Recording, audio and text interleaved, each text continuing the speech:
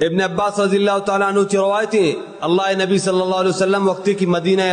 آئے دید دا محرمہ یہودی روچگا تو یہودیاں کی جسکنک گو شما اے روچا پرچا روچگے آہاں گو کہ ما اے روچے تعظیم واسطہ روچگے کہ اے روچا اللہ رب العالمین موسیٰ علیہ السلام چی فرعون نجات دا تو فرعون چی بچارین تھی پمشا ما روچگے تو اللہ نبی صلی اللہ علیہ وسلم فرمائیں کہ موسیٰ چما زیادہ نزدیک تری موسیٰ میں براد بتا اللہ نبی صلی اللہ علیہ وسلم روچک بو اور صحابہ کرام عام حکم دا کہ اے روچا روچک بے تو اللہ نبی صلی اللہ علیہ وسلم ہر کار تو کا یہودیان مخالفت کرنے کے حکم دیا بتا تو اللہ نبی صلی اللہ علیہ وسلم گوشت آو کے سالہ انشاءاللہ ما نوح دہان دارے دا محرمہ روچک بے نوحا مدارے تاکہ یہودیان مخالفت بھی پرچا کی یہودی دہارا روچک با تو آو کے سالہ اللہ نبی صلی اللہ علیہ وسلم وفات بو ای دنیا پج نکب اگا یک مردمی نو گناہی دارک نبو دہو یازدہ بداری اگر یک ہنچی مردمی کی بیماریں کمزوریں آئی واسطک روچک دارک مشکلیں اور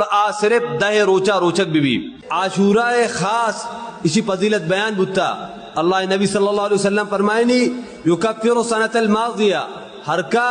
دا محرمہ روچک بھی آئی گستگین سالیے گناہ معاف